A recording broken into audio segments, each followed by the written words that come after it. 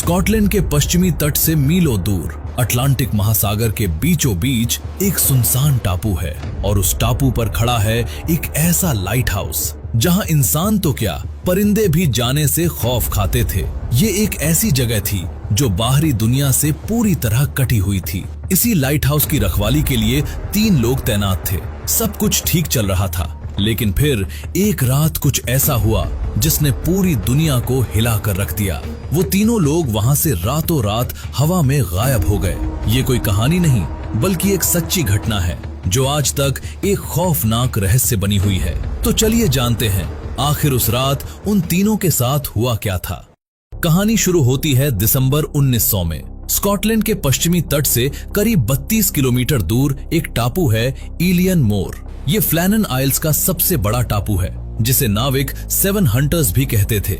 ये कोई आम टापू नहीं था। स्थानीय लोगों का मानना था कि ये जगह शापित है, यहाँ अजीबोगरीब घटनाएं होती हैं। लेकिन साल 1899 में जहाजों को हादसों से बचाने के लिए सरकार ने इस मनहूस माने जाने वाले टापू पर एक 75 फीट ऊंचा शानदार लाइट हाउस बना दिया। इसे चलाना कोई बच्चों का खेल नहीं था, इसलिए इसके लिए सबसे काबिल लोगों को चुना गया। इस लाइट हाउस की कमान 3 बहुत ही अनुभवी लाइट हाउस कीपर्स के हाथों में थी। जेम्स डुकार्ट 43 साल के जेम्स इस टीम के लीडर यानी हेड कीपर थे। उन्हें 20 साल से ज्यादा का अनुभव था। थॉमस मार्शल 28 साल के थॉमस एक बेहतरीन सेकंड असिस्टेंट कीपर थे। डोनाल्ड मैकार्थर 40 साल के डोनाल्ड, जिन्हें लोग ओकेशनल कीपर कहते थे, एक सख्त और अनुभवी नाविक थे। इन तीनों ने अपनी जिंदगी समंदर की खूंखार लहरों से लड़ते हुए बिताई थी। ये कोई नौसिखिए नहीं थे जो किसी छोटी मोटी आंधी से घबरा जाएं। लेकिन दिसंबर 1900 में कुछ ऐसा हुआ जिसने इन तीनों दिग्गजों को भी खौफ से भर दिया। तारीख थी 15 दिसंबर 1900। आर्चटर नाम का एक बड़ा जहाज उस रात उसी रास्ते से फिलाडेल्फिया से स्कॉटलैंड की ओर जा रहा था। मौसम खराब था। नियम के मुताबिक इलियन मोर टापू से गुजरते हुए उन्हें उस नए लाइट हाउस की तेज रोशनी दिखनी चाहिए थी, जो उन्हें सही रास्ता दिखाती। लेकिन कैप्टन ने जब दूरबीन से देखा तो उसके होश उड़ गए। इलियन मोर टापू पर बिल्कुल अंधेरा था। लाइट हाउस की बत्ती बुझी हुई थी। समुद्री दुनिया में लाइट हाउस की बत्ती बुझने का मतलब सिर्फ एक ही होता था, बहुत बड़ा खतरा या कोई अनहोनी। आर्चटर जहाज ने जैसे तैसे अपना सफर पूरा किया और 3 दिन बाद अधिकारियों को इसकी जानकारी दी। बचाव टीम को तुरंत निकलना था, लेकिन नियति को कुछ और ही मंजूर था। इतिहास का सबसे भयानक तूफान आ चुका था। समंदर की लहरें इतनी ऊंची और खूंखार थीं कि कोई भी जहाज उस टापू के करीब जाने की हिम्मत नहीं कर सका। लगातार 11 दिनों तक वो टापू बाहरी दुनिया से पूरी तरह कटा रहा। न कोई वहां से आ सकता था, न कोई वहां जा सकता था। 11 दिनों तक वो 3 इंसान उस शापित टापू पर अकेले थे, बुझे हुए लाइट हाउस के साथ। 11 दिनों के भयानक तूफान के बाद 26 दिसंबर 1900 की सुबह, जब पूरी दुनिया क्रिसमस का जश्न मना चुकी थी, बचाव जहाज हेस्परस आखिरकार इलियन मोर टापू के किनारे पहुंचा।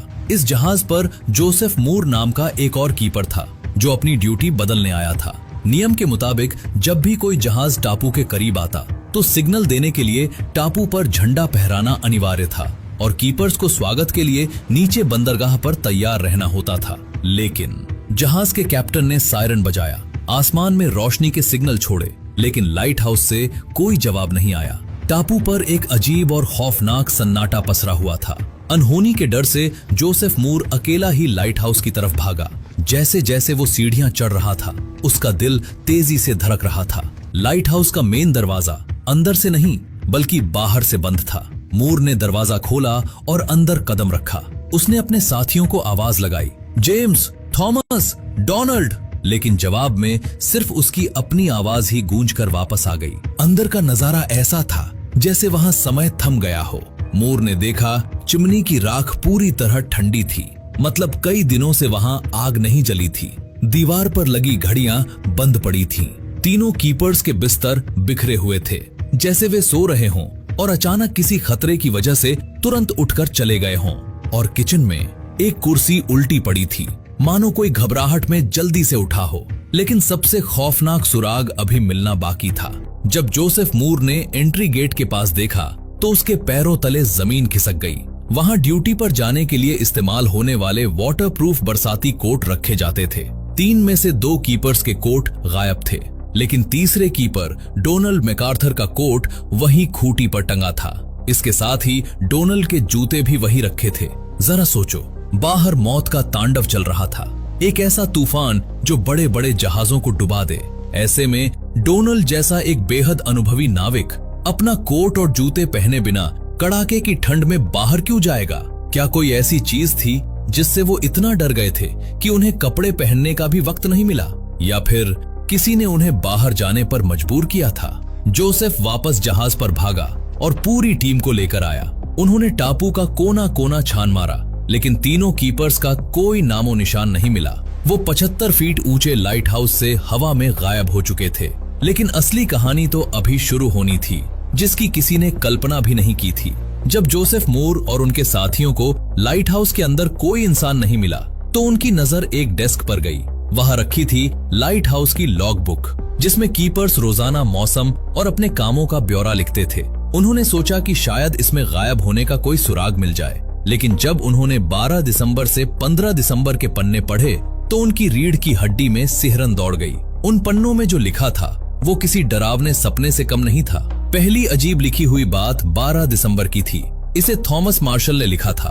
भयंकर तेज हवाएं चल रही हैं। मैंने अपनी जिंदगी में 20 सालों के समुद्री सफर में ऐसा तूफान कभी नहीं देखा। हेड कीपर जेम्स डुकाट बिल्कुल शांत है और डोनाल्ड मैकार्थर रो रहा है। जरा ठहरो और सोचो। डोनाल्ड मैकार्थर, जो एक बेहद सख्त और खूंखार नाविक के रूप में जाना जाता था, जिसने दुनिया भर के खतरनाक समंदरों का सामना किया था, वो एक तूफान से डरकर रो रहा था। ऐसा क्या था उस तूफान में जो इन लोगों को अंदर तक तोड़ रहा था? 13 दिसंबर की लिखी हुई बात और भी ज्यादा डरावनी थी। लॉगबुक में लिखा था, तूफान अभी भी जारी है, हम बाहर नहीं जा सकते, हम तीनों प्रार्थना कर रहे हैं। इन 3 अनुभवी नाविकों का समंदर के बीचों बीच एक 75 फीट ऊंचे और बेहद मजबूत टावर में बैठकर मौत के डर से प्रार्थना करना, ये बात बचाव दल के गले नहीं उतर रही थी। उन्हें किस बात का इतना खौफ था? लेकिन इस पूरी कहानी का सबसे बड़ा और दिमाग घुमा देने वाला रहस्य तो अब सामने आया। जब जांच अधिकारियों ने 12, 13 और 14 दिसंबर के मौसम का रिकॉर्ड चेक किया तो पता चला कि उस समय इलियन मोर के आसपास के पूरे इलाके में मौसम बिल्कुल साफ था, कोई तूफान नहीं था। तो फिर वो कौन सा तूफान था जिसका सामना ये तीनों कर रहे थे? क्या वो तूफान सिर्फ उसी टापू पर था, या फिर वो तूफान समंदर में नहीं बल्कि उनके दिमाग के अंदर चल रहा था? लॉगबुक में आखिरी बार 15 दिसंबर की सुबह 9 बजे कुछ लिखा गया था। इसमें थॉमस मार्शल ने बस इतना लिखा था, तूफान खत्म हो गया है, समुद्र शांत है, भगवान सब पर कृपा करें। इसके बाद लॉगबुक में कुछ नहीं लिखा गया। जब जांच टीम ने टापू के पश्चिमी हिस्से का जांच किया तो वहां तबाही का खौफनाक मंजर था। समुद्र तल से 100 फीट ऊपर लगी लोहे की रेलिंग मुड़कर टूट चुकी थी। बड़े बड़े बक्से चकनाचूर हो गए थे और 1 टन भारी पत्थर अपनी जगह से कई फीट दूर पड़े थे। ये किसी आम तूफान का काम नहीं था। ये तबाही चीख चीख कर बता रही थी कि वहां कुछ बहुत ही भयानक और शक्तिशाली टकराया था। आखिर 15 दिसंबर की दोपहर ऐसा क्या हुआ जिसने उन तीनों को हमेशा के लिए निगल लिया?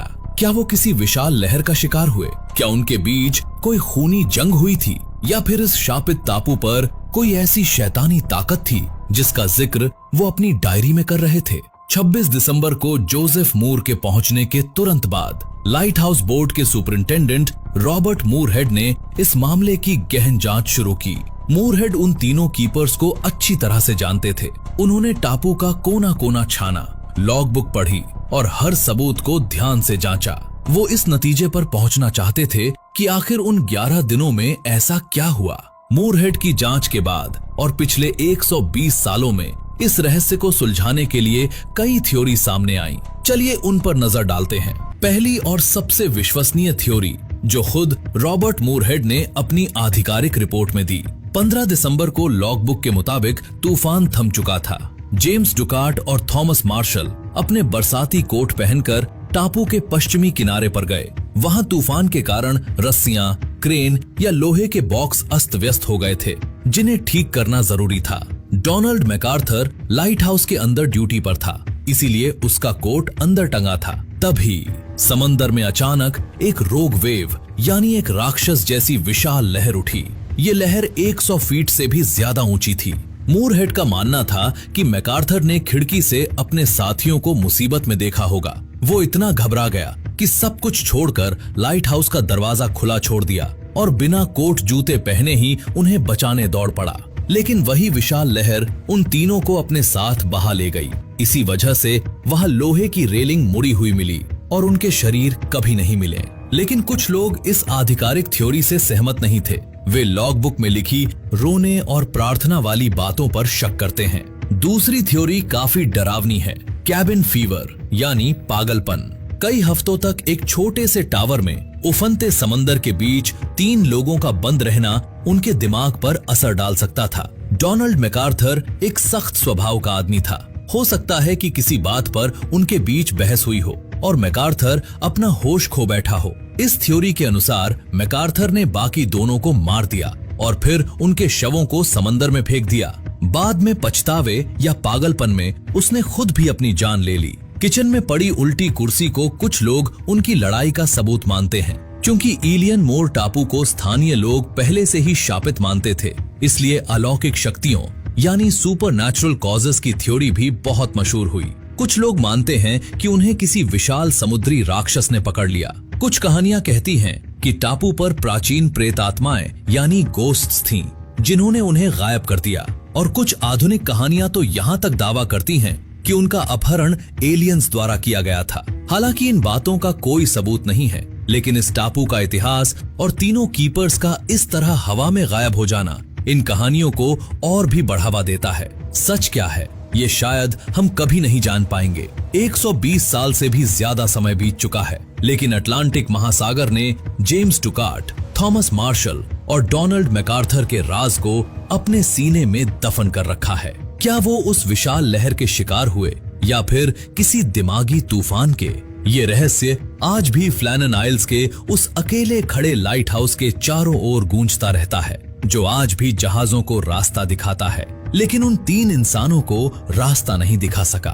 तो दोस्तों, आपको क्या लगता है, इन तीनों में से कौन सी थ्योरी आपको सबसे ज्यादा सही लगती है? या फिर आपके पास कोई अपनी अलग थ्योरी है? हमें कमेंट्स में जरूर बताएं।